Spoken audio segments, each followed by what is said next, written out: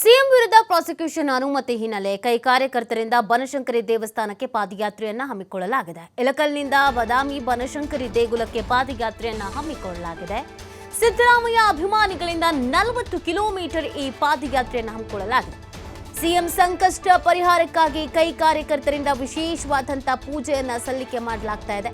BJP JDS ವಿರುದ್ಧ ಧಿಕ್ಕಾರ ಕೂಗಿ ಇದೇ ಸಂದರ್ಭದಲ್ಲಿ ಆಕ್ರೋಶವನ್ನ ವ್ಯಕ್ತಪಡಿಸ್ತಾ ಇದ್ದಾರೆ. ಸಿದ್ದರಾಮಯ್ಯ ಅಭಿಮಾನಿಗಳಿಂದ 40 ಕಿಲೋಮೀಟರ್ ಈ ಪಾದಯಾತ್ರೆಯನ್ನ ಹಮ್ಮಿಕೊಂಡಿರುವಂಥದ್ದು. ಸಿಎಂ ಸಂಕಷ್ಟ ಪರಿಹಾರ ಆಗಬೇಕು ಅನ್ನುವಂಥ ನಿಟ್ಟಿನಲ್ಲಿ ಕಾರ್ಯಕರ್ತರೆಲ್ಲ ಒಗ್ಗೂಡಿ ಈ ಒಂದು ಕಾರ್ಯದಲ್ಲಿ ಭಾಗಿಯಾಗ್ತಾ ಇದ್ದಾರೆ.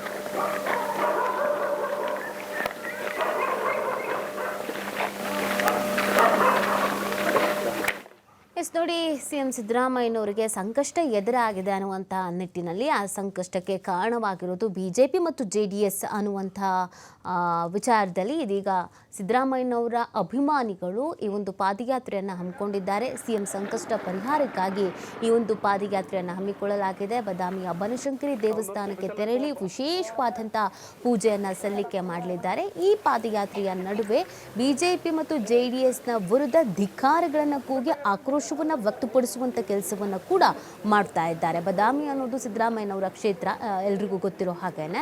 ಸೊ ಅಲ್ಲೂ ಅವರು ಎಲೆಕ್ಷನ್ಗೆ ನಿಂತಿದ್ದು ಎಲ್ರಿಗೂ ಗೊತ್ತಿದೆ. ಅಲ್ಲಿನ ಅವರ ಅಭಿಮಾನಿಗಳು ಸಿದ್ದರಾಮಯ್ಯನವರ ಪರವಾಗಿ ಬ್ಯಾಟ್ ಬೀಸ್ತಾ ಇದ್ದಾರೆ, ದೇವರ ಮೊರೆ ಹೋಗ್ತಾ ಇದ್ದಾರೆ. ಸುಮಾರು 40 ಕಿಲೋಮೀಟರ್ ಪಾದಯಾತ್ರೆ ಇದಾಗಿರುವಂಥದ್ದು. ಈ ಪಾದಯಾತ್ರೆಯ ಉದ್ದಕ್ಕೂ ಸಿದ್ದರಾಮಯ್ಯನವರ ಪರವಾಗಿ ಘೋಷಣೆಗಳು ಮತ್ತು ಜೆಡಿಎಸ್ ಹಾಗೇನೆ ಬಿಜೆಪಿಯ ವಿರುದ್ಧವಾದಂಥ ಘೋಷಣೆಗಳನ್ನು ಕೂಗ್ತಾ ಇದ್ದಾರೆ. ಆದಷ್ಟು ಬೇಗ ಸಿಎಂ ಈ ಸಂಕಷ್ಟದಿಂದ ಹೊರಗೆ ಬರಲಿ, ಪಾರಾಗಲಿ ಅಂತ ಶಕ್ತಿ ದೇವತೆ ಬನಶಂಕರಿ ದೇವಸ್ಥಾನಕ್ಕೆ ಈ ಪಾದಯಾತ್ರೆಯನ್ನು ಹಮ್ಮಿಕೊಳ್ಳಲಾಗಿದೆ. ರಾಜ್ಯದ ಹಲವು ಭಾಗಗಳಲ್ಲಿ ಕಾಂಗ್ರೆಸ್ನ ಕಾರ್ಯಕರ್ತರು ಇದೇ ರೀತಿಯಾಗಿ ಪ್ರತಿಭಟನೆಯನ್ನ ಹಮ್ಮಿಕೊಂಡಿದ್ದಾರೆ, ಆಕ್ರೋಶವನ್ನು ವ್ಯಕ್ತಪಡಿಸ್ತಾ ಇದ್ದಾರೆ. ಸಿಎಂ ಸಿದ್ದರಾಮಯ್ಯನವರ ಪರವಾಗಿ ಬ್ಯಾಟ್ ಬೀಸ್ತಾ ಇದ್ದಾರೆ.